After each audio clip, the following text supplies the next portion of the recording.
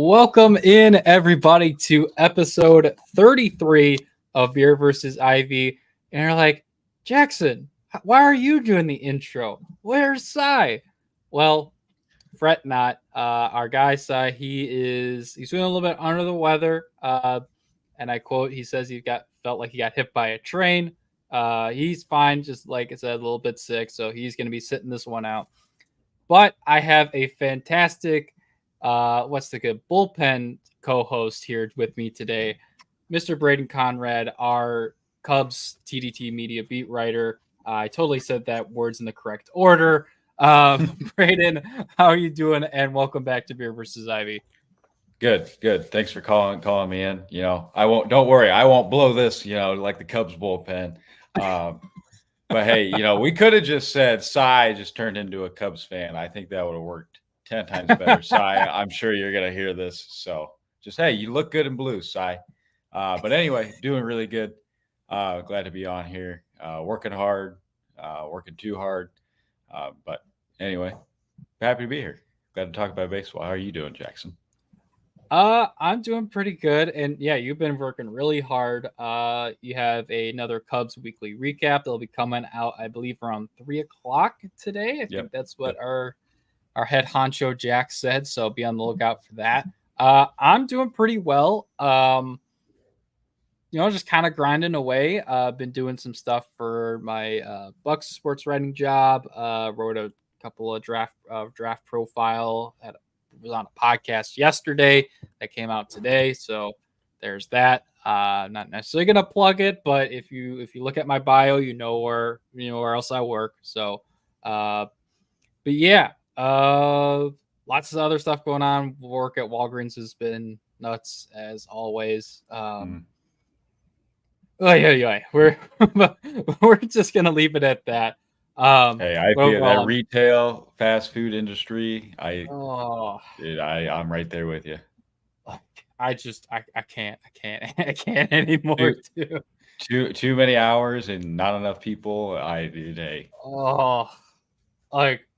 There have been several times where for a good stretch of hours, maybe like between 2.5 and like 4 hours, there have been times where it's just me and one other person in the store. And like, we're not like a big store, but it's also kind of like, it's fairly busy because it's right in the middle of a neighborhood. It's right by the middle school. It's right by the library around here. So a lot of people come in to that particular one that I work at. So, yeah. Lots of stuff going on. Man. I get it. Yeah, I know. I would just some days it's so hard. You see that door and you're just like, ooh, I just want to walk out. Maybe no one will notice. Unfortunately, I'm a shift manager, so I think a lot of people would notice, unfortunately. Yeah. Well, it is what it is. But that's why we're here to talk baseball, to forget all that stuff. And we're going to go ahead and dive right into our divisional storylines. First one of the day is, will the Blue Jays be trading Bo Bichette and Vlad Jr.? Mark Feinstad of MLB.com said the pair of Blue Jay stars could be on the move before the July 30th trade deadline. He also says that the Blue Jays front office isn't opposed to the idea and has talked with teams about potential packages. The asking prices have apparently been ridiculous from the Blue Jays end, but currently they're last place in the AL East. Something's got to give at some point, so we'll see. But I want to ask you, do you, first of all, believe the rumor that they're looking to shop these guys, and where would you like to see these guys go, or where's the best fit for them if they are traded? Yeah, I think one of these guys to definitely go, especially with them being last in the division. First, I mean, they're just not really competitive so far this year. Bichette's on the IL right now, so I think if anybody, you do see Vlad being traded. Obviously, we've seen earlier in the season a lot of interest from the Cubs. That rumor has been circling around. But I do think you do see one of these guys go. I think Bo Bichette does stay, and I think Vlad will go only because they can probably get a little bit more out of Vlad than they will Bo Bichette. And I feel like Bo Bichette has more potential as is a better overall player than Vlad is. Vlad is known for his bat and his power, while Bo Bichette is okay defensively, and I think has a better contact to power ratio than Vlad does. So I think sending Vlad out will give you more of a prospect return, or maybe some more MLB ready guys to help boost the Blue Jays for next season. So, me personally, I've always been interested in Vlad going to the Cubs. The Cubs need a first baseman right now, even though Michael Busch has been heating up a little bit. He's hitting above 300 in his past 14 games. But the Cubs need an RBI guy, and I'm sure we're going to get into it later. I know I will. Vlad would be a perfect fit, and I think earlier in the year you sent me a couple trade packages. I can't remember exactly what they were, but they were pretty big. I think one of them involved Owen Cassie, if I remember correctly. Let me double check that, but you might be right. So it's going to be a big asking price. These are two cornerstone players for the Blue Jays organization, and they're not just going to give them away for a hot dog and a beer type of right. Okay, so the two trades I sent you were for Pete Alonso and Mason Miller earlier in the year. Okay. The article that I did a little bit ago was for a combo package of Vlad and Danny Jansen. Oh, okay. I don't remember who the Cubs were sending up, but I do agree. Maybe the Cubs don't necessarily need a catcher anymore as much, since they have Thomas Nido, who is apparently an actual good catcher for some reason. Well, I mean, comparatively, Yan Gong, when you compare to Yang, yeah. We'll just move on. From this right now. Yeah. But in terms of other spots, I'm looking through some other teams. I mean, Tristan Casas is hurt with the Red Sox right now, so maybe they do a little interdivision trade to send Vladdy to the Red Sox. That could be something. I mean, the Padres are fine at first base. Maybe if the Nationals, if they want to buy, I'm not sure what their first base situation is at the moment. They might be maybe a little too early for them to buy, at least. They have Joey Meneses listed as their first baseman. So, I mean, it's not like they couldn't use him. I mean, Lane Thomas has been struggling this year. Kyber Ruiz has been struggling. I mean, it's been CJ Abrams, Luis Garcia, and Jesse Winker who have been leading the offense for Washington. So I'm sure if they do want to buy, I do think yes. So I mean, this would be crazy, but the Braves are missing their top hitter this year, and I'm sure they could use a new DH. Oh man, do not even put that out into existence. We've seen bigger moves made. We've seen bigger moves being made. Oh Lord, I'm just gonna go with my Nationals and I already forgot who the other team I said was. Red Sox. Yeah, I'll stick with those two. I would prefer him not to go to the Braves, because even though they're underachieving this year, they're still really good. Top wild card team in the NL. They'll still be a wild card. So yeah, they're still really good. So I would prefer that not to happen. So you and I. But yeah, keep him in the AL East or send him to a non-Braves team. That would be my preference. But moving on from a team that is doing, I would say, is doing mediocre, to one of the worst teams in all of baseball history. That's the Chicago White Sox. And it's because they find ways to lose in some of the funniest ways possible. And that's because with so many embarrassments, what's one more? And a 2-1 loss to the Tigers.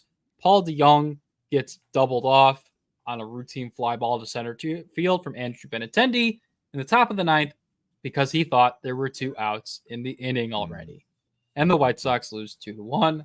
White Sox right now, easily the worst record in baseball with a record of 21-58. The next worst is the Colorado Rockies at 27-51. A full 6 games ahead of the White Sox for worst. That's so bad. Man. Don't forget to leave out the negative 164 run differential. Just to put that in perspective, they suck.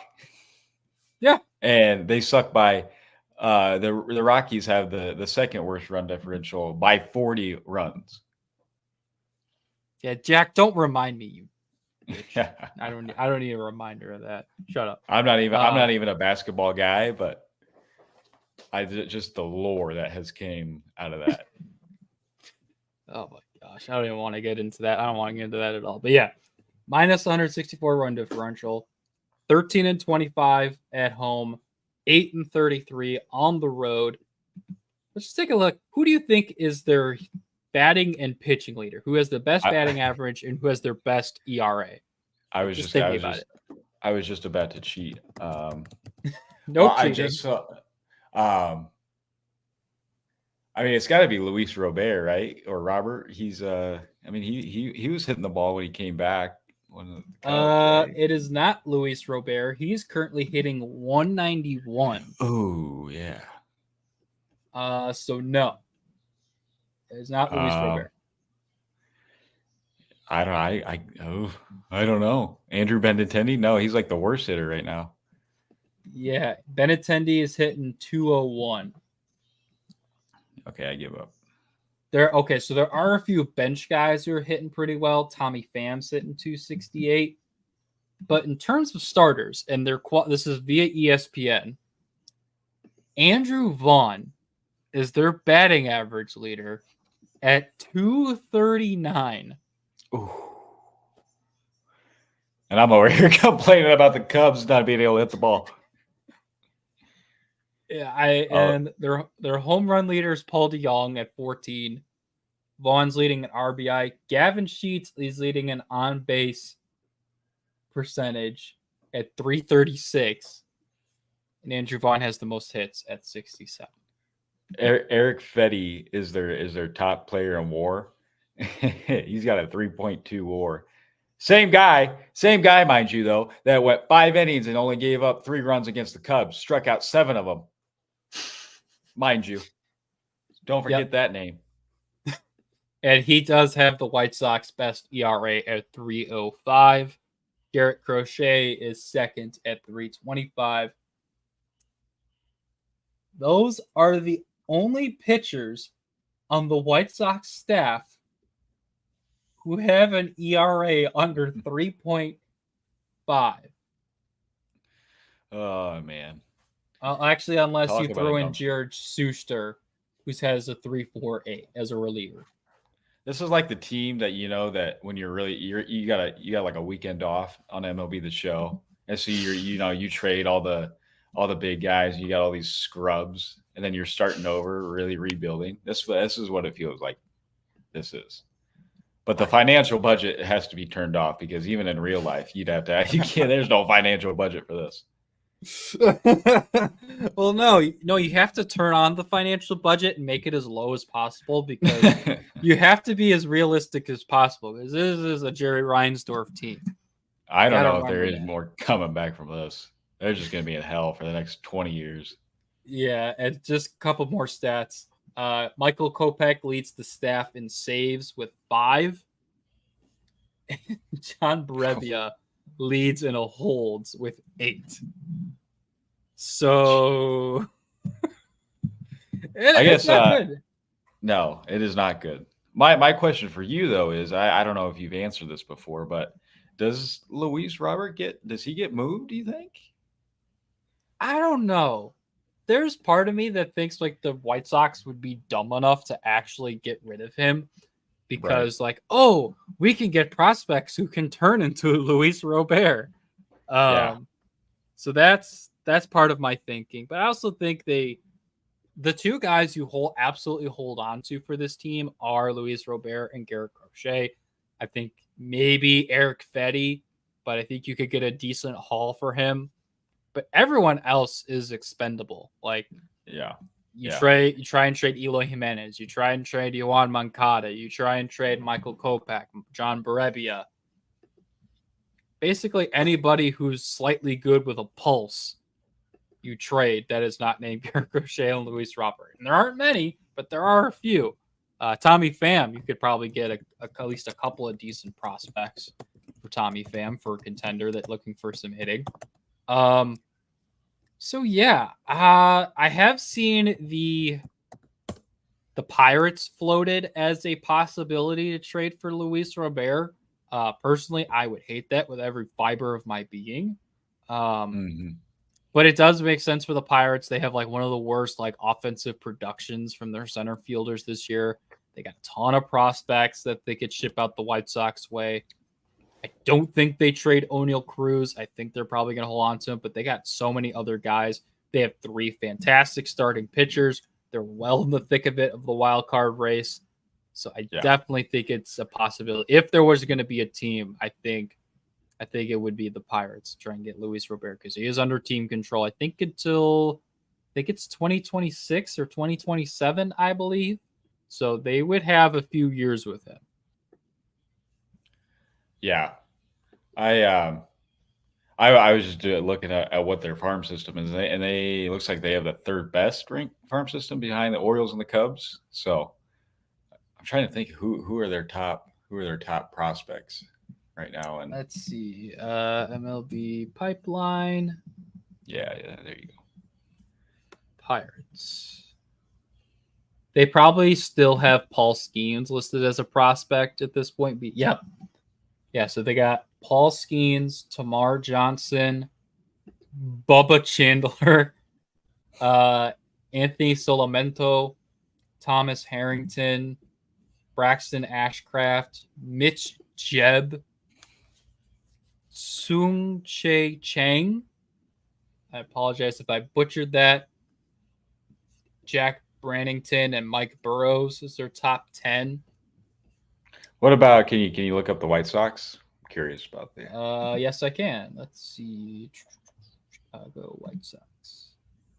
Colson Montgomery, Noah Schultz, Drew Thorpe, Edgar Cuero, Brian Ramos, Sammy Zavala, Jacob Gonzalez, Nick Nastrini, and Jario Iarte, who I think they got, and Jake Eder, who I think some of those guys they got in the Dylan Cease trade. So, I mean, just taking a look at the top 100 here, if I can. Obviously, Paul Skeens is still listed. I don't know how, no offense, I don't know how Paul Skeens is still listed as the number 2 prospect in baseball. Like, I know, that doesn't make any sense to me. So the PCA is like 13, I think. He's in the top. No, he's not. Oh, they took him out and they didn't. They took him off the list. Wow. Because the Cubs' highest rated prospect is Cade Horton at 17. Oh. All right. Fine. Let's see. Okay, so they got number 2, number 59, number 64, number 65. Number 2 is that Colson Montgomery. Oh no, this is for the Pirates. Number 2 is Paul Skeens. Is Skeens, okay, yeah. 65 is Solamento. 64 is Chandler. Number 59 is Tamar Johnson. I don't remember even seeing Colson Montgomery on here. Oh, Colson Montgomery's number 10. That's why. Oh, okay. All right. So yeah, so they got a few guys. They have the White Sox have some guys in the top 100. Quite a few guys actually. Just taking a look at it. But yeah, I mean, if they could add maybe like a Tamar Johnson or something to like for their middle infield, like getting I think they're pretty good with their pitching prospects. They need some hitting prospects. And I know, like I said, they have Colson Montgomery, they have a few other guys, but yeah, I mean, so maybe Robert isn't the best to deal. But again, knowing the White Sox, you never know what's going to happen. I mean, although 5 of their top 10 prospects are hitters, so maybe. But I'm saying getting back from the Pirates, I think it might be a good idea to get some hitters rather than some pitchers because I think they're in a good spot with that. Yeah, Nicky Lopez and Paul Dion aren't really the best double play combo, and they can have Nick Madrigal back. I was gonna say it's only slightly better than the Nick Madrigal, Miles Mastrobuoni middle infield. Oh my gosh, dude.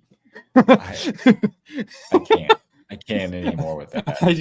I just triggered a Vietnam flashback. And you know who's still currently on the major league roster? Miles Mastrobuoni. I know. We'll get into that again later. I know we're teasing all the Cubs stuff, but there is other baseball going on besides. Yeah, there are Chicago Cubs. 29 other baseball teams. Exactly. And speaking of one team that may sell off at the deadline, we got another one, this time from the AL West, and that's the Houston Astros. And they're going to try and figure out what potentially to do with Alex Bregman. He's in a contract year. There's 6 games out of the division from the Mariners, 4 games out of the wild card spot from the Boston Red Sox. So, Jack, the Red Sox are not a AAA team in disguise. They are the 6th best team in the American League, a half game ahead of the Kansas City Royals. Hopefully that'll change because I like our guy Jake Eisenberg, who broadcasts for the Royals. So hopefully that changes. But yeah, Bregman could be traded. Like I said, he's in a contract year. He's hitting 257 on base of 318, slugging for 14, 9 home runs, 34 RBIs, and 15 doubles on the year for Bregman. Yeah, I think, what is it? We're basically a month out from the trade deadline. I think the next 2 weeks are going to tell us what the Astros are going to do at the trade deadline. Yeah. I mean, this seems kind of like a perfect scenario, at least for the Astros. I mean, you're underperforming a little bit. I do think it is kind of too early to tell, but it does seem like a perfect situation to move him, only because he's in a contract year. You can get a couple prospects, a couple guys that can play, maybe MLB ready. You're probably not going to get anybody like too fancy because he's 30, so he's still got at least 3 or 4 years left of good play left in him. So I mean, to me, in my fake MLB The Show mindset, this is perfect. You move your guy. He's not performing as well as he has in years past. The 257 average and the 318 on base is nice, but only the 9 home runs is. But I mean, I think you gotta look into it. You got to look into it for sure, because the AL is very, very competitive this year. Especially Seattle looks like they're going to start running away with that division. Texas is underperforming, but getting Max Scherzer back could help their pitching. LA and Oakland suck. We know that. But I mean, Houston, they can be competitive for the wild card, and if they want to be competitive with the wild card, they're obviously not going to let them go. So I think, you got to give it a couple weeks. Yeah, and the reason I specifically bring up the next couple of weeks, I was just taking a look at their schedule coming up. They have 2 games against the Rockies. Then they have to play the Grimace Mets in New York, which we'll get into next. Then they have a 4-game set in Toronto, a 3-game set on the road against the Twins, 3 games against Miami, and then a 3-game set against Texas at home. So those are going to be some big series, especially Toronto, Minnesota, and Texas. Heck, even New York at this point on the road at Citi Field. That'll be a tough test for them, considering where their team is at this year. Yeah, where was I? Oh yeah, and just getting back to the whole Bregman part of it, Robbie Hyde, who has his own YouTube channel and also works for Bleacher Report. He had a trade video, like guys he wants to see traded or trades he wants to see happen. He said Alex Bregman to the Cubs. I actually have it pulled up here on MLB Trade Value or Baseball Trade Values. He has it for BJ Murray, who's the third baseman, and Brandon Birdsell's the starting pitcher for Bregman. Makes a lot of sense. The value is there. I will say also to take these with a little bit of a grain of salt, because technically it will say if you trade Miles Mastrobuoni for Shohei Ohtani, it's a fair trade. So yeah, well, it should be. It should be. It should be. Miles, anyway, moving on. But I think when it comes to like trade deadline trades or guys who are like aren't superstars that will never get traded, I think Baseball Trade Values usually does a pretty good job of trying to evaluate the values of players. So somewhere in this kind of like middle tier of like guys who could get traded that aren't like untouchable, I think is the best way to put it. So, but yeah, I think this would be a great deal for both sides. The Astros get their potential third baseman of the future and another starting pitcher. Cubs get someone who immediately slots in at third base and does not. I think it kind of defensively. If I'm being completely honest with you, I think it's kind of underwhelming on the Astros side, only because Alex Bregman, is other than Jose Altuve, it's kind of like their guy the past. Ever since he's been there, when he finished his second in MVP a few years back too. Like, I don't know. Like, I don't think the Astros would bite for that. Obviously, the Cubs would. I think that works great in the Cubs' favor. Slide him right at third, move Morel to DH. But I don't know. I think that might kind of underwhelm the Astros side. Yeah, although the thing is, the Cubs would have a little bit more leverage in the. Well, I don't know. I'm trying to figure out who would even have leverage in this situation. I think because the Cubs are obviously desperate. It's not like this is like the Dodgers trying to trade for Bregman, where they have a million resources, and the Astros would have the leverage because they would have the prospects the Astros want. Mm-hmm. Whereas in this Cubs situation, it's like the Cubs are desperate to try and make the playoffs, and the Astros over here hanging up the shiny trinket of Alex Bregman.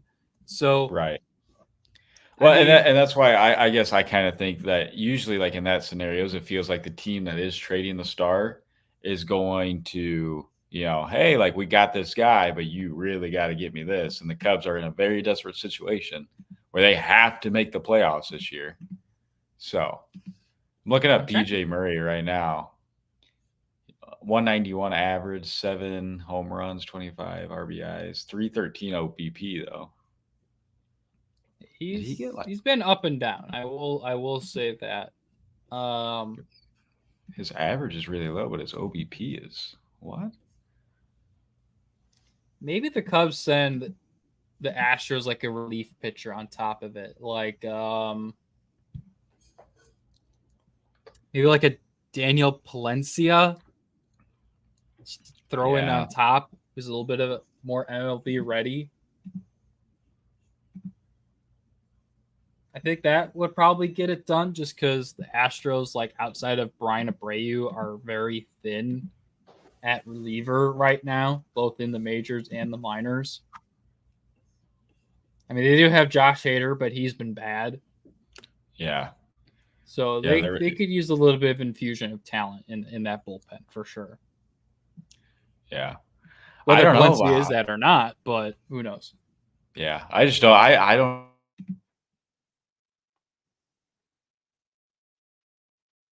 know. I don't know if this is something the Astros would buy it on. He's having some highlights after this. Switch hitter though. So, and he is 24. That's true. That is very true. But yeah. All right, we'll go ahead and move on from the American League. But before we do that, we're talking a lot about all these trades, Brayden. And you know what guys are going to need if they are traded and move to a new city? Tell me. Some good home insurance. Erie Insurance says here's to the grown-ups who move, mortgage, mow, and still bust a move. But does your home insurance still fit? Erie helps you protect the home you've grown into, all at fair prices that are often less than the other guys. So how do you find the right coverage? Magic. Nope. Local independent agents who get to know you like this. Your local Erie agent is Building Block Insurance Group, Get a quote today at 704-464-4544. Erie Insurance.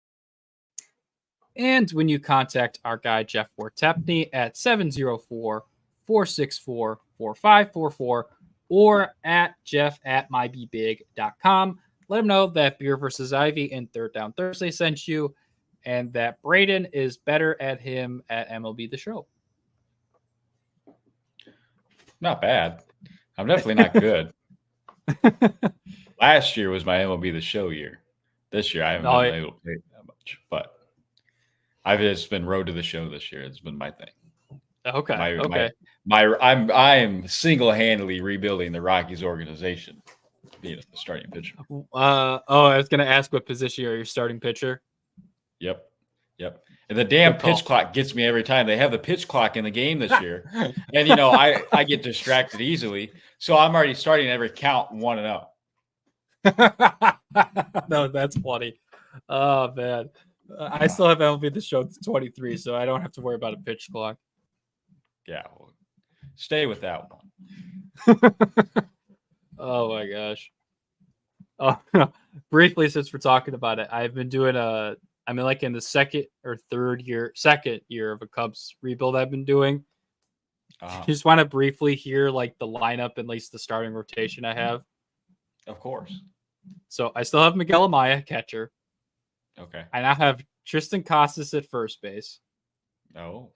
Still have Nico Horner at second. I just did this recently. Just changed this up. I did initially have Dansby Swanson, but now I have Willie Adames at shortstop. Oh no! What did you do?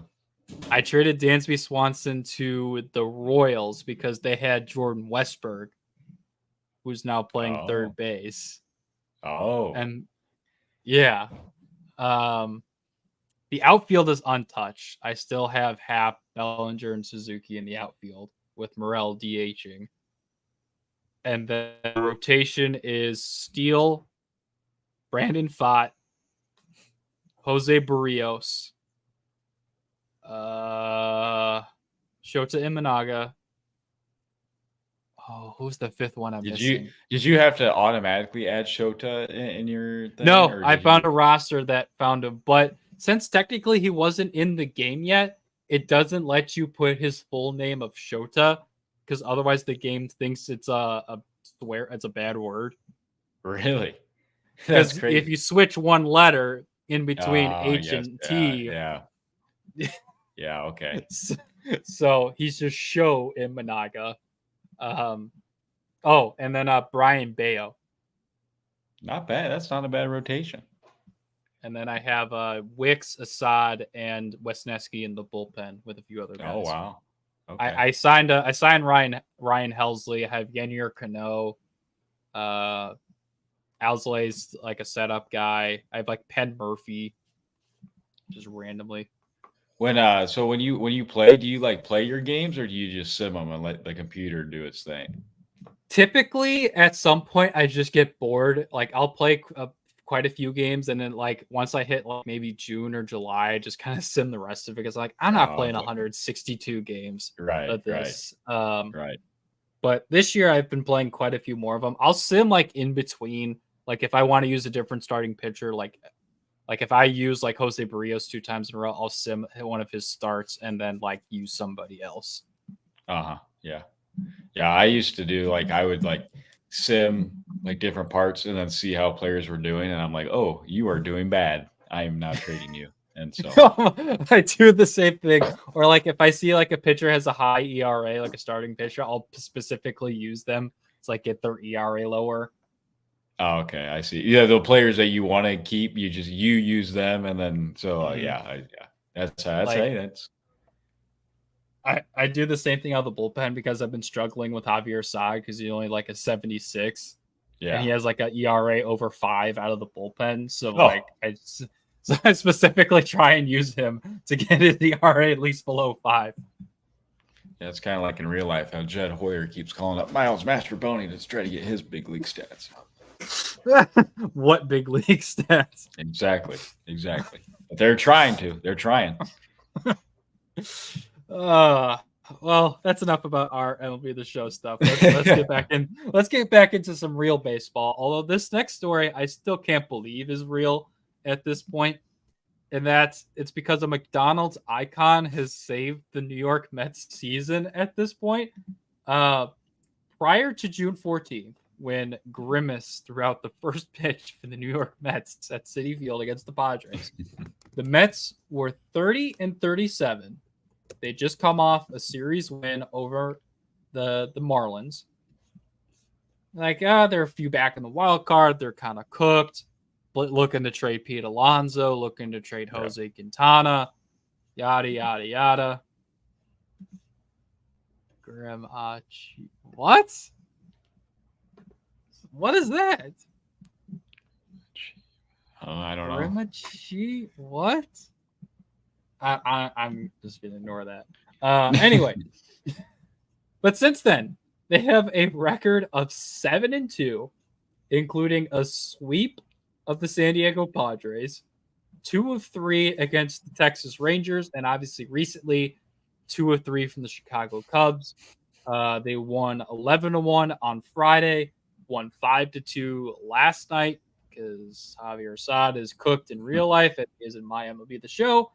But they did lose 5-3 against the Rangers on the 19th and lost 8-1 because James Ione started. That's why they won. The Cubs won that way. And they are now just one game back of the Padres for the last wild card spot in the National League. And Luis Severino just diced up the Cubs last night for 10 strikeouts. Just diced up. The whole Mets bullpen diced up the Cubs team. 14 strikeouts. And they used 3 different pitchers in the bottom of the ninth. And not even one of them had to throw a pitch because he got ejected. And the Cubs still struck out twice.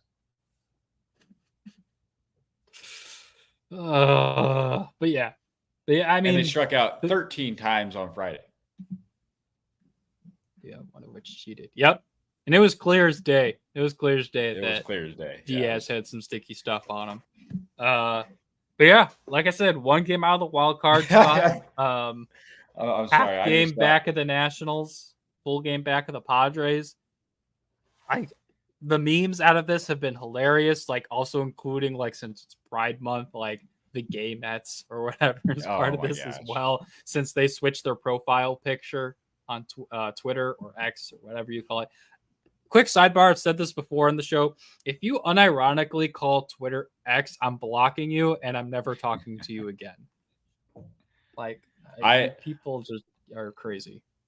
I didn't even make a Twitter until it was called X, so I don't even. I'm just here. So I don't like calling it X, but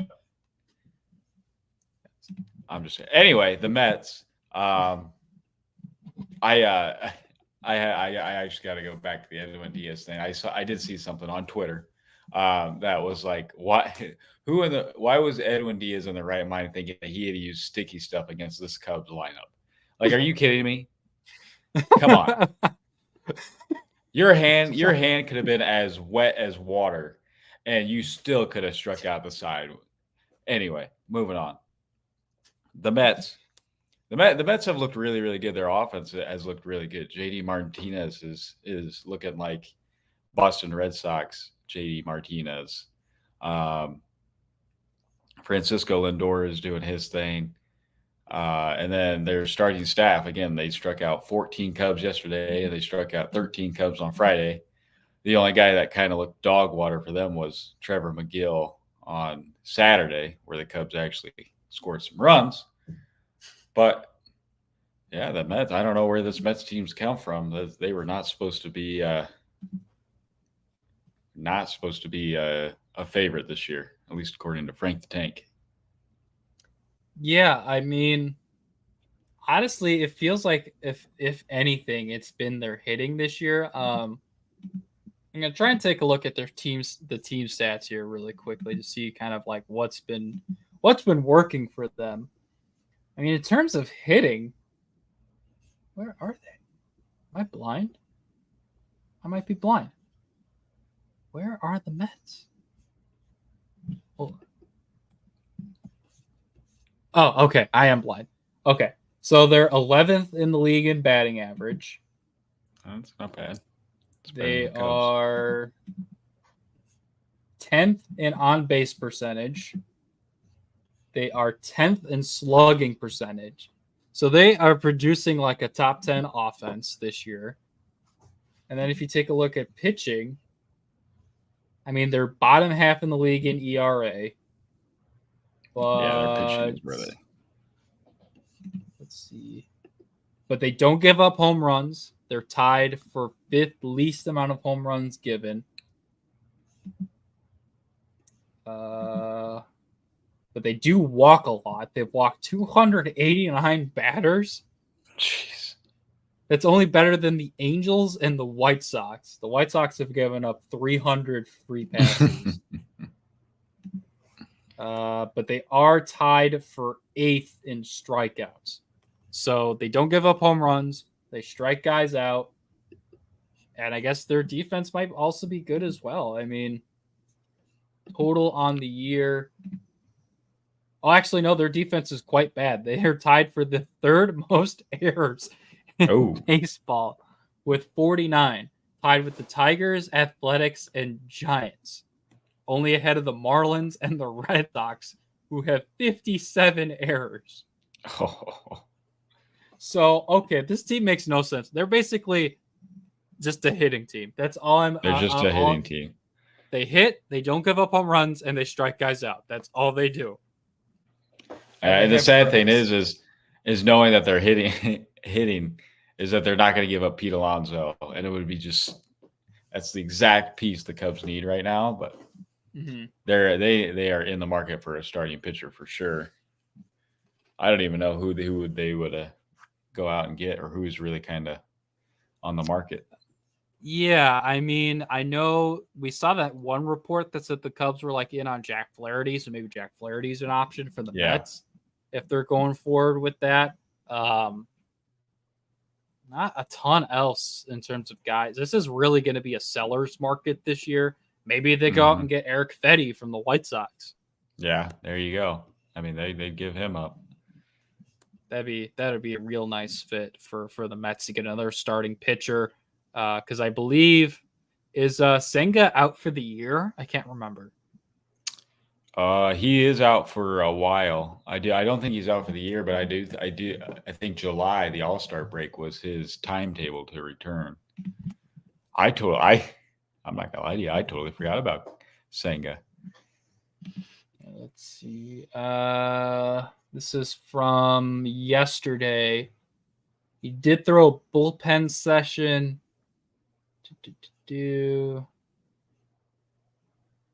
Let's see. Yeah, not sure. But yeah, I would imagine it's probably post All-Star break if he does come back at all this year, which would obviously be a big boost for the Mets. And that is before the trade deadline, so that will also give them a little bit of idea of what they could do. So, but shout out to Grimace for saving the Mets season, I guess. Get him to Wrigley. What do we got to do to get him to Wrigley? I mean, we do have like the big McDonald's in Chicago. Yeah. I'm sure it couldn't be too hard to get Grimace out here. Or we should have like the Burger Baron or whatever the Burger. Oh, okay. One of the other mascots. Yeah. What if we just have what if Ronald himself come out, and maybe that'll maybe him or like the Burger King. Yeah. Oh, okay. There you go. I like it. Have the rival. Oh my god, that'd be fantastic. Or do you remember like those weird like PSAs that Chipotle came out with a long time ago, and they had like the scarecrow looking dude? Oh, no, doesn't ring a bell. Oh, okay. They had a mobile game with him, which I thought was funny, and they had like a little movie with him as well. But Pizza the Hut. I mean, they are going to make a second Spaceballs movie, so why not? Make it happen.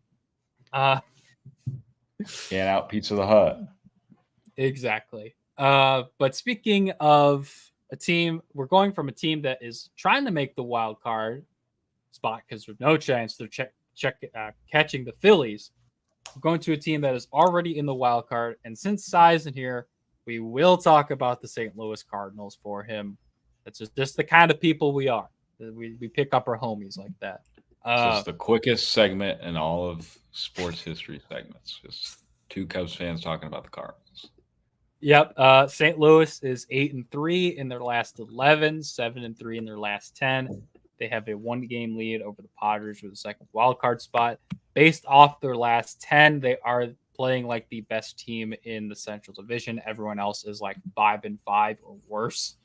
If we take a look at it,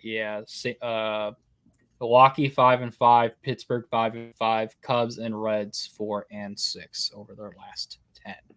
So, yeah, I mean the Sonny Gray edition has been fantastic for them. Yeah. And I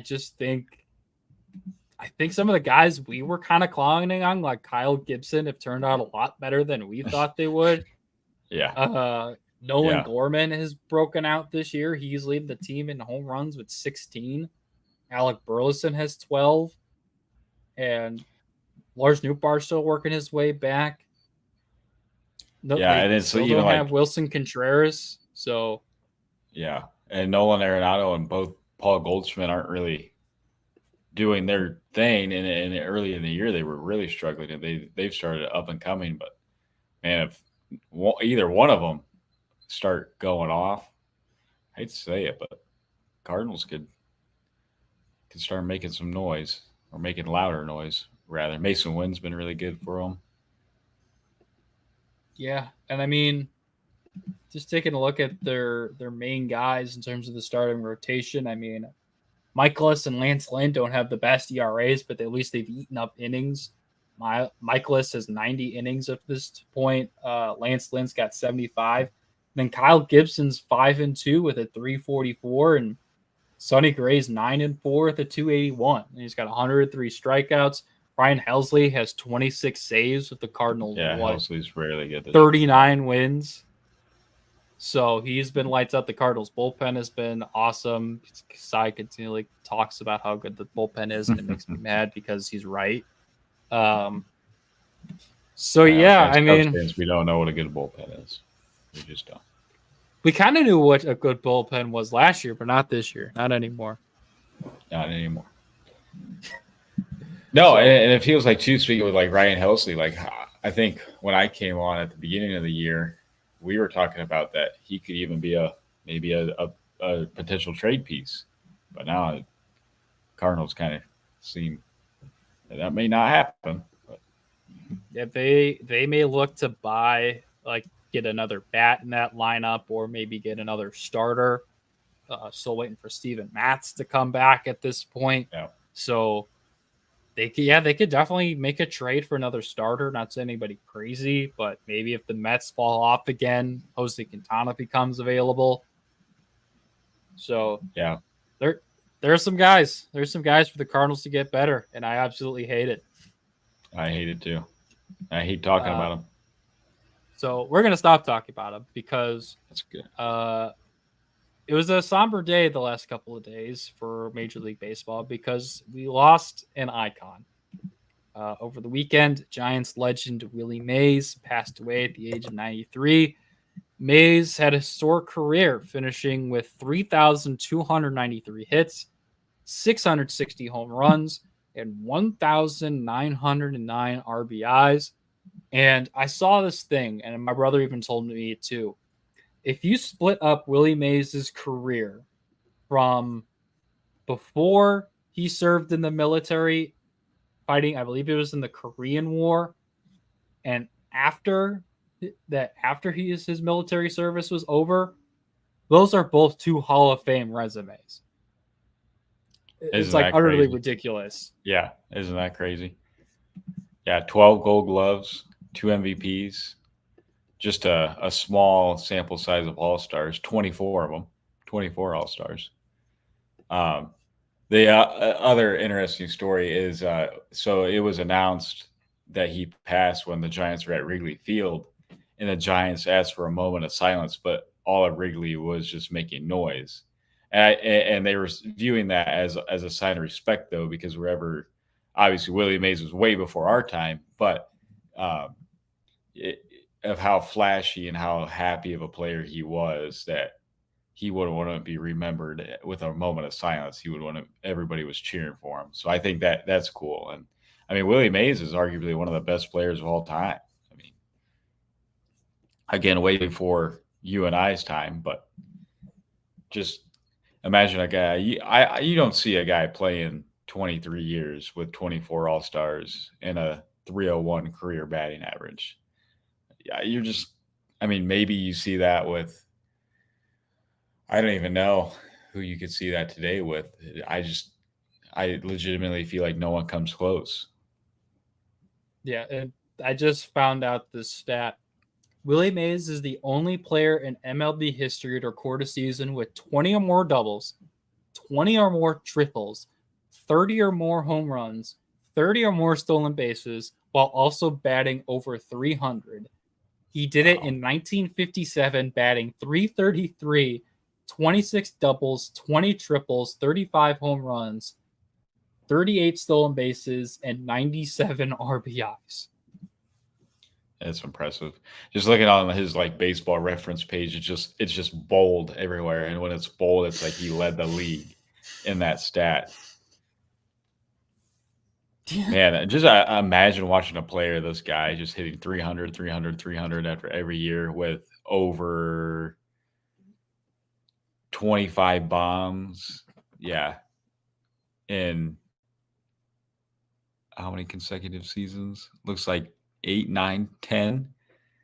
Golly. I don't think we'll ever be able to witness that type of greatness. I mean, maybe with Shohei or whatnot, but not like that. Honestly, the only guy I could really see coming close to hitting 300 while also having the stolen bases, the doubles, and the triples, and the home runs is probably Bobby Witt Jr. or Corbin Carroll. Those are like the only two guys who have enough speed, power to have that many home runs, that many doubles. But also, I don't think either of those guys are going to hit close to 300. Maybe really the only guy for me is Bobby Witt. Yeah, I don't know if Bobby Witt or Corbin Carroll will hit that many home runs in that many consecutive years. It's just so crazy to think about. Yeah, I mean, just crazy looking at his career over this span of time. It's just nuts. And even of how good of a hitter he was, he also had 12 Gold Gloves to compliment with that. So yeah, was an all-star. He was an all-star at age 42 with the Mets to finish his career. Even though he only played 66 games. For, let's see, 1, 2, 3, 4, 5, 6, 7, 8, 9, 10, 11, 12, 13 consecutive years, he finished somewhere in the realm of MVP voting. 12 of those 13 years, he finished top 6 or higher in MVP voting. That is crazy. His worst was 1956, where he finished 17th, even though he had 36 home runs, 84 RBIs, 40 stolen bases, and hit 296. I think you said it. We will never see another player like Willie Mays. If for people our age or even younger, go ahead and go on YouTube after you're done watching us. Watch his highlights. Watch his incredible basket catch, which I think they made moments in MLB The Show where you can recreate the basket catch at Polo Grounds. That's awesome. Yeah. Or just look at his baseball reference page. I mean, if you're a stat guy that looks to look at stats like I do, it's just wow. There's so much on that page. Lord, that 1954 season sticks out to me so much. I mean, even what you were just saying, the 1964 season was that 56. where he finished 17th in MVP voting. Yeah, and he hit 36 home runs and 84. I mean, today, like that would be probably not winning an MVP, but top 5 for sure. Wouldn't be 17th. And somehow in 1962, he hit 49 home runs and had 141 RBIs and finished second in MVP voting. That was a Mickey Mantle won first that year. I just saw that. Well, no, he lost to Maury Willis of the Dodgers. Oh, did he? Was that not Mickey Mantle? Oh, Mickey Mantle was AL. My bad. Maury Willis had 104 stolen bases? Wow. What the heck? But look at Willie Mays' WAR compared to his WAR. Willie Mays' WAR was 4.5 games higher, and he still won the MVP. And somehow Willis played 165 games. I don't know how that works. Something's fishy. Something's real fishy. I don't know how. Yeah, I mean, maybe we're just uncovering something that's already been uncovered. But how did Willie Mays not win the MVP? We've discovered a conspiracy against Willie Mays in 1962. I mean, I get it. A guy stealing 104 bases is pretty cool, but he hit in 140 going RBIs and was a Gold Glover. But yeah.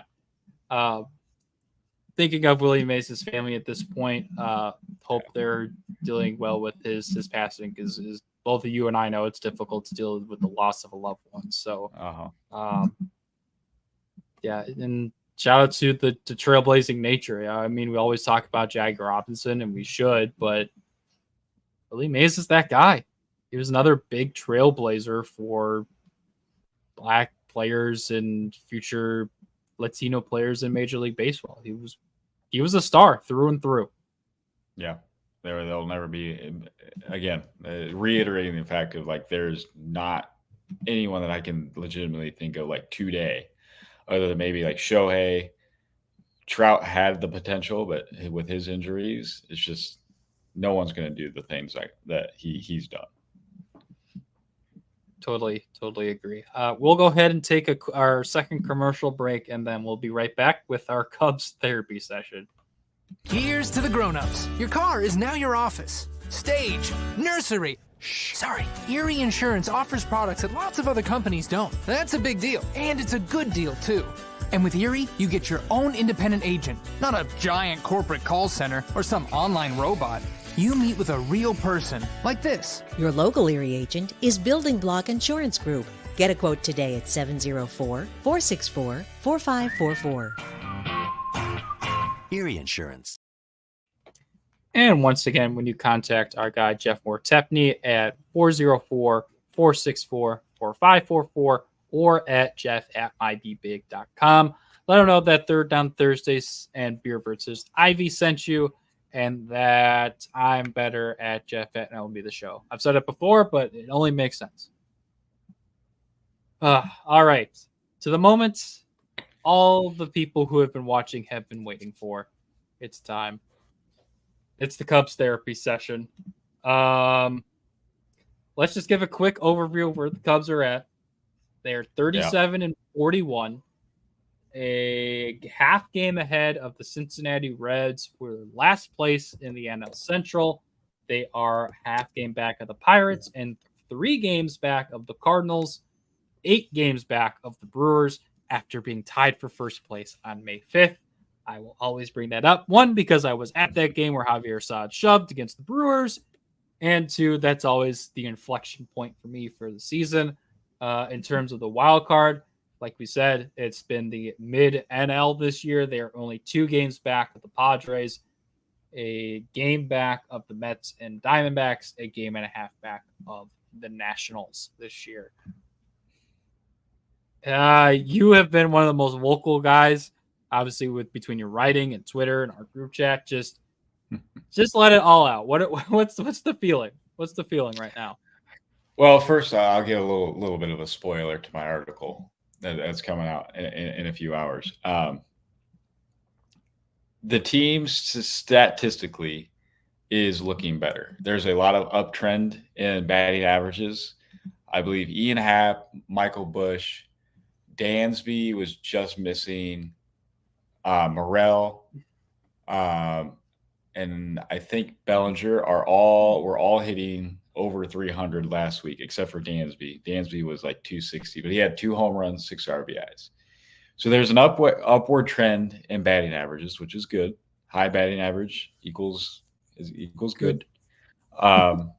Starting pitching is still good. Assad and Imanaga, their last 2 starts were not good, but still okay. The thing is, the problem that is with the Cubs right now, and I've been following the Cubs all season long, and I've been trying to find where the issue is at, or where this issue has came from, and it is hitting with runners in scoring position.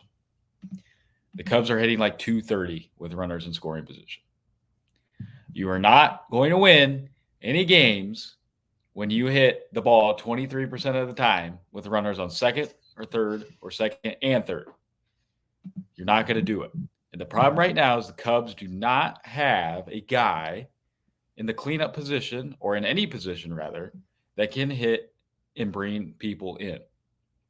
Morel got taken out of a cleanup spot in the weekend because he grounded into a double play with the bases loaded on Friday, and he grounded it out to the pitcher with runners on second and third on Friday. And then Seiya comes in and hits cleanup. And I just talked to you about right before they moved Morel out about who should be the cleanup hitter. Suzuki ended up going 2 for 4, I think, on Saturday, and then he went 0 for 4 yesterday. So right now, the problem with the 24 Cubs from a stat standpoint and from a game standpoint is they don't have a guy who can hit home runs and can bring people in with runners in scoring position. They need a 2023 Yan Gomes, and they don't have that guy.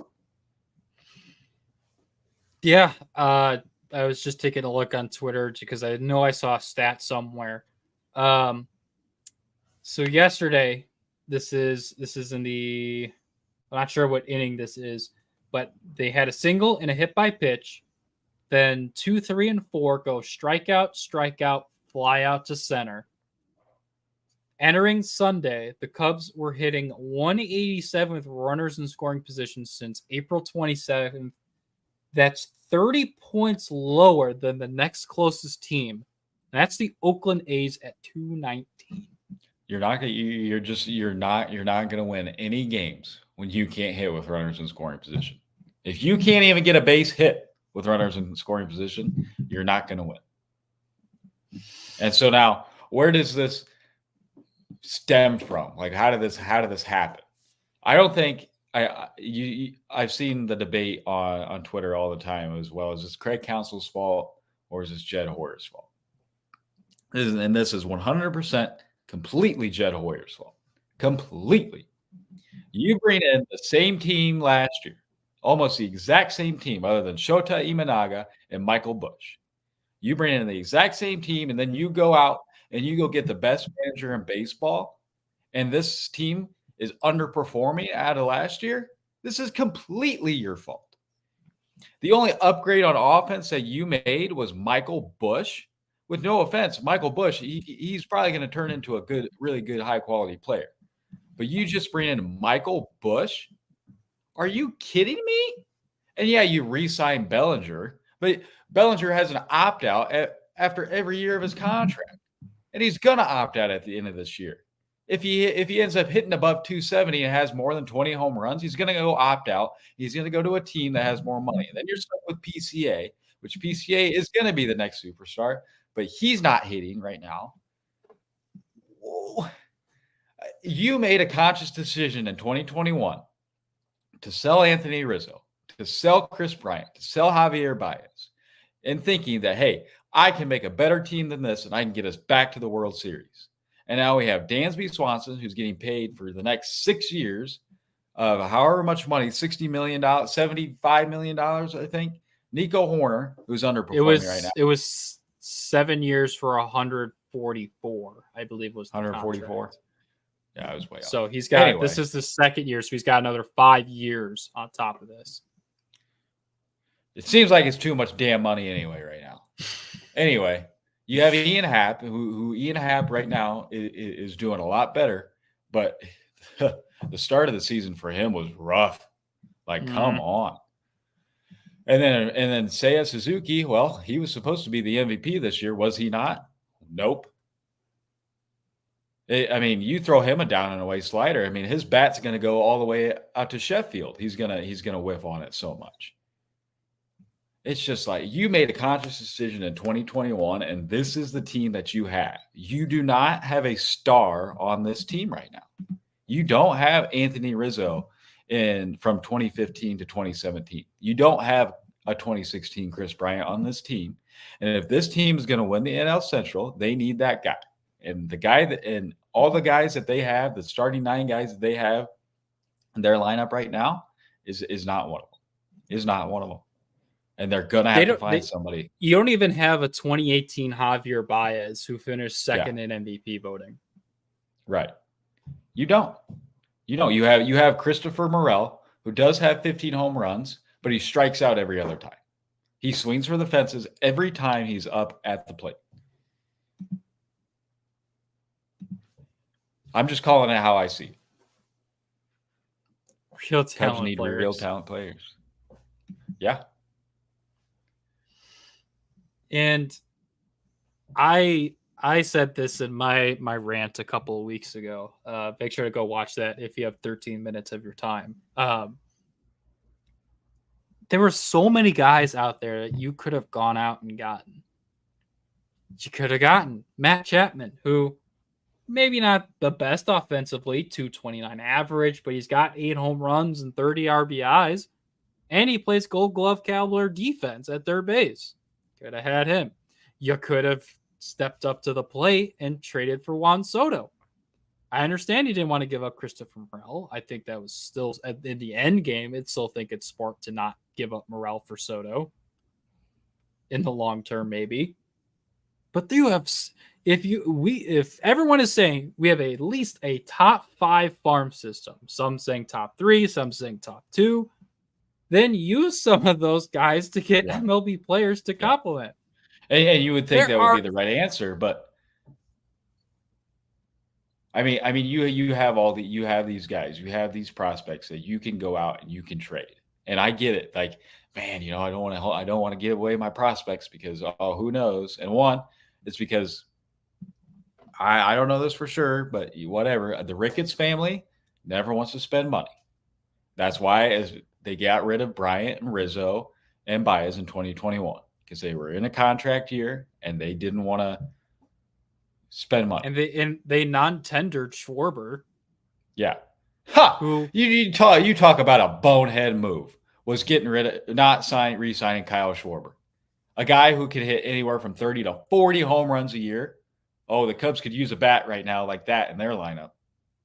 Yeah, and I always try. At a time, I gave the Cubs a little bit of slack for that because they couldn't have seen the DH coming for both leagues at the time. Because who could have saw the global pandemic coming, which would have had that? Well, no, that was the extra innings rule that first came into place that year. I think it had the universal DH. No one could have seen that all coming together that year. But then, when did they I don't even remember when they non-tendered him. It would have been 20. So when was it 2019? No, it was prior to 2021. It's just because he signed with Washington, got traded to Boston, and then signed with the Phillies. Yeah. For all he's done is, let's see, he hit 46 home runs in his first year with Philly. He hit 47 last year. He's hit 17. He's already hit 110 home runs in 2.5 seasons with Philly. Yep. And the Cubs just said, just pack your bags and go. We don't want anything to do with you. He hit 32 home runs between his time with the Nationals and Red Sox, the year the Cubs got. He hit 11 home runs in 60 games in 2020. So I mean, yeah, the 188 average that year wasn't good. But at this point, who cares about batting average if you're hitting 30 to 40 Well, tanks? exactly. Right. That's just the thing. The Cubs don't have that, and they need that. They need the guy that will step up to the plate, and 1 out of 4 times at least, that's a 250 batting average, will bring guys in. And they don't have it. Cody Bellinger isn't performing to that. Seiya is not performing to that. Morella is sure as hell isn't performing to that. And so it's just, and you hear Craig Counsell every week, well, we got to do better to score runs. We got to do this to score runs. Well, what are you going to do to change it? You're going to call up Miles Mastroboni is what you're going to do. Instead of, I don't know, Alexander Canario, or at least at one point they called up David Bodie, who at least has some level of offensive production, I guess. Yeah. But honestly, be bold. Call up Ballesteros. I'm almost at the point you call up Matt Shaw just to see what he can do. Right. I mean, why not? At this point, it's too early to trade. You're well, 9 guys. We only got a month. You got a month to the trade deadline. Yeah. I mean, I think it's just too early to know who's going to buy, who's going to sell some of those bigger names. But the Cubs are going to have to figure out who they're going to be. Are they going to be buyers? Are they going to be sellers? And they can't really even sell much of anybody. Who are they going to sell? Are they going to sell Mike Tauchman? If they talk with Bellinger to come to an agreement that they're going to sell, Bellinger's probably the guy to sell as a rental. Yeah. But even then, he's got an opt out at his end of the year anyway. Right. And where are you going to send him, and what more prospects are you going to hold on to? You know what this reminds me of? This reminds me of the post Western Conference Detroit Red Wings, where they would hold on to prospects and keep them in the minors forever until they overcooked and then just never panned out at the NHL level, at the pro level. Feels like what the Cubs are doing. They're trying to do this half and half, competing while also trying to develop their prospects. You know how prospects develop? You play them in the majors, at least when you think they're ready. But you also have an expectation with the fan base because you're the third largest market in baseball, fourth if you want to consider the Angels. No, so, it's just like, I mean, you brought up a perfect point. There is so much moves that you could have made in this last offseason. Sure, you probably weren't signing Shohei. Like Shohei sounds like he was already going to the Dodgers. I think Matt Chapman would have been just fine. I mean, it would have. I get it. They're doing this Christopher Morel experience at third base, but what was wrong with just having him DH? Like, I get you could have re-signed Jamer Candelario. Yeah, you could. Yeah, but you trade for Michael Busch and Yency Almonte. Well, Almonte's been good when he's healthy. I will give them credit for that. Yeah, and I'm not shooting at Michael Busch. I'm just saying it with Jed Hoyer. It's like, come on, dude. Like you have these prospects. You have this money. You haven't spent near a dime of it in the past few years, other than on Dansby and Ian Happ. Did they extend Nico too? I can't. They did extend Nico Horner. Yeah, and then you struggle. You absolutely struggle to re-sign Cody Bellinger, and he's got a piss poor deal anyway because he's got an opt out after every single year. He has a good year, he's gonna opt out. He already knows his job's gonna get taken by PCA. Alexander Canario is going to go up and play right field. So Seiya is going to be done. And it's just like the Cubs just need a guy in the cleanup position to hit number 4, Pete Alonso or Vlad Jr. And hopefully then things will start to improve because their batting average is improving. They are getting on base. And the starting rotation, when everyone is healthy, it is one of the best starting rotations in the big leagues. And the bullpen. Oh, my gosh, the bullpen. And obviously, Mark Leiter Jr. just went down with an injury. So Well, had to and call now up Luke Little. and that makes you think that with him going down with that injury, because he had some really piss poor performances before he went with that injury. You just got to think of how long that injury was bothering him. Because Mike, he was lights out at the beginning of the year. And this is from the Cub Hub on Twitter. This is the Cubs' current OPS leaders. Alexander Canario at number 1 with an 815 OPS. Number 4, Garrett Cooper, who hasn't played with this team in like 2 months. Yeah, and that's the other thing. They signed him to just hit against lefties, and they already have Patrick Wisdom. Although, to be fair, Patrick Wisdom was hurt to start the year. Yeah. But anyway, yeah, but you DFA Garrett Cooper anyway. And you know who you have instead? Miles Mastroboni. You want to hear Garrett Cooper's full stats real quick? Yeah. In 12 games he played, he had 37 plate at-bats, 3 runs scored, 10 hits, a double, a triple, a home run, 6 RBIs, 4 walks, and 13 strikeouts. 270, 341, 432, 774 with a WAR of 0.1.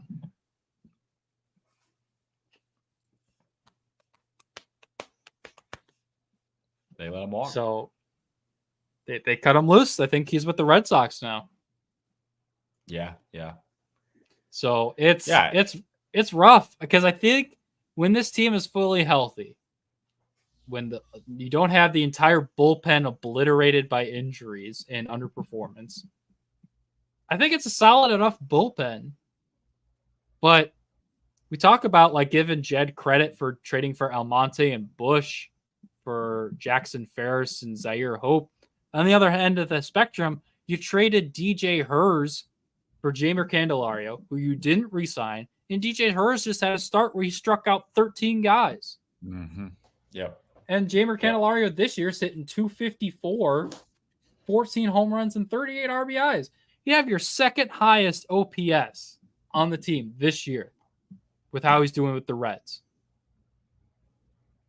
Yeah. I mean, again, it's just like you look at the teams that are doing really good right now. The Yankees, the Dodgers, obviously. Who spend the most money? Phillies. Yeah. And the Yankees, they're spending the more money. They're spending the most money. The Dodgers are spending the most money. You got to spend money. A crap ton of money. Right. It's just that's where it's come to, and I guess the Orioles probably aren't. But they built up that team. But they're going to pay guys. You imagine they're going to pay the Adley Rutschman. They're going to have to pay Adley. They're going to have to pay Gunnar Henderson. They're going to have to pay those guys. And they will. And who knows? They may try and re-sign Corbin Burns, and they pay him some money. They just got a new ownership group who seems to want this team to compete for years to come. Yeah. It completely baffles me that this team at the beginning of the year was supposed to win the NL Central. This team was the favorite to win the NL Central. All because of what? Craig Counsell is here? I'm sorry, but Jackson, I know both you and I got to do, at least I got to do it. We got to say our forgiveness to David Ross. Because Okay. Hold on. I called David Ross out. I did. It wasn't his fault.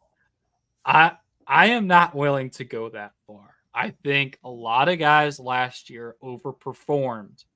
I mean, you saw Yan Gomes extremely overperformed last year. There were a ton of guys who I think overperformed last year. Adbert Alzolay specifically as a closer. There were a ton of games where he barely escaped. The Mike Tauchman game in St. Louis is example number 1. If Tauchman doesn't make that catch, that's a 2-run homer for Alec Burleson and the Cubs lose. And who knows? I think you can't.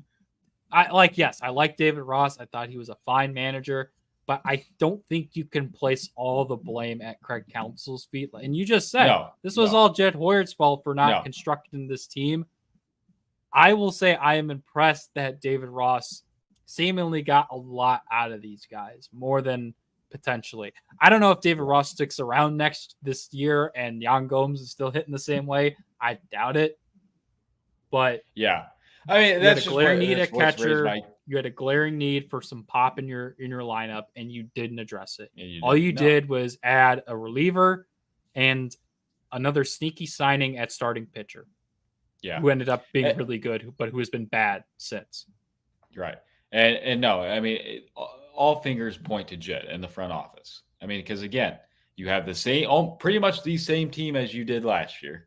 And sure, you blame it on overperforming, blame it on whatever and they missed the playoffs by a game. I went to the game, the Justin Steele start that blew him out of the race against the Diamondbacks down here. So I was at that series. And I just remember like the Cubs were really competitive at the beginning of the game, and then right when Justin Steele gave up a home run to, I think it was Lourdes Gurriel. It's just right then, you get that overwhelming feeling of, yep, this season is over. But anyway, you can't bring in the best manager of the year for the past couple years and just expect everything to be different. You have to have a star. You have to have your Shohei Ohtani. You have to have your 2016 Chris Bryant. And they don't have that. And Jed Hoyer has shown that. The Ricketts have shown that. They don't want to spend the money, and they don't want to trade the prospects. Yeah. I think that's perfectly said. And I mean, just taking a look at it, I was just going to try and take a look. Obviously, Juan Soto will be a free agent, but all signs probably point to him re-signing with the Yankees at this point. I don't see why he wouldn't. Trying to look here. Let's see. Hold on. Wrong year. Let's try this year. Come on.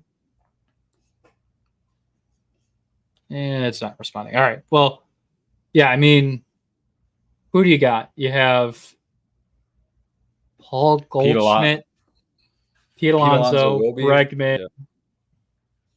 Anthony Rizzo will probably be a free agent.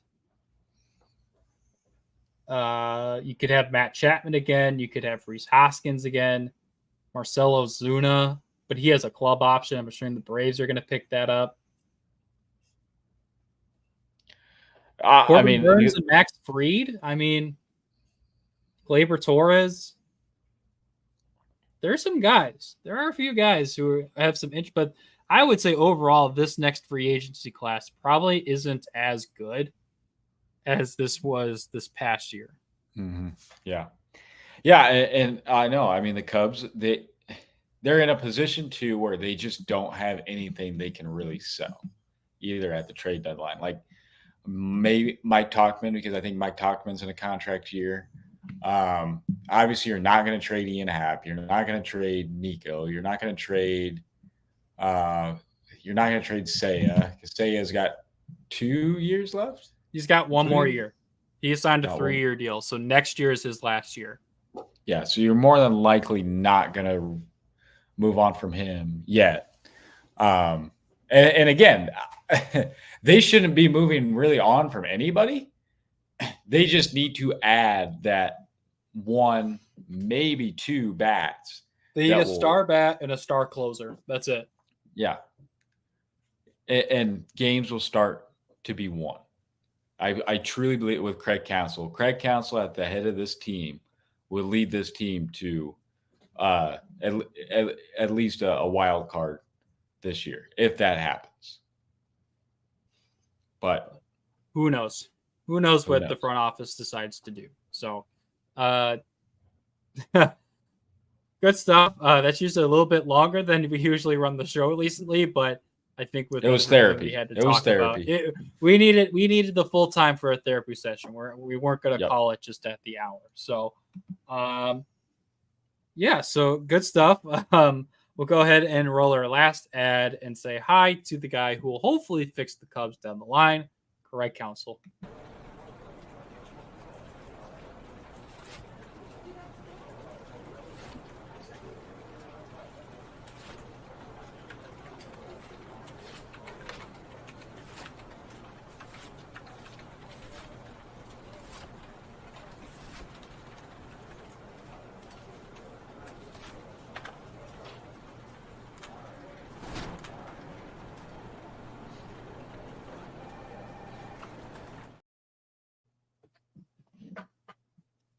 Alrighty, Brayden, thank you so much for hopping in and becoming our star closer for Cy today. I'm sure he'll gladly take an off day here, and we'll get him back in the lineup next week. Maybe Cy will pop up a blue little cap for me. If that happens, I will look out my window and see pigs flying.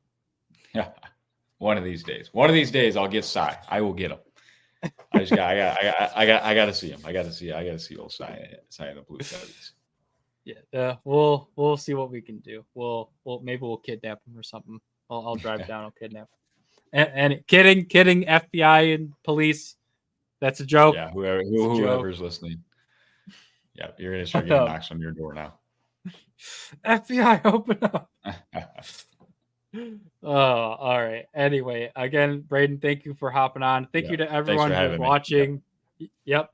Thank you for everyone watching. Thank you for Jack and Omar for commenting. Appreciate you guys. Thank you for sitting through me and Brayden's therapy session and rant session. It was very much needed, even though, like I said a couple weeks ago, I had a 13-minute rant about the Cubs. Please go ahead and check that out at your leisure. So that's going to do it for us. Hopefully, Cy, like I said, will be back next week. Fresh as ever, feeling healthy, and back for another episode of Beer versus Ivy. But that's going to do it for us, and we will hopefully see you all soon.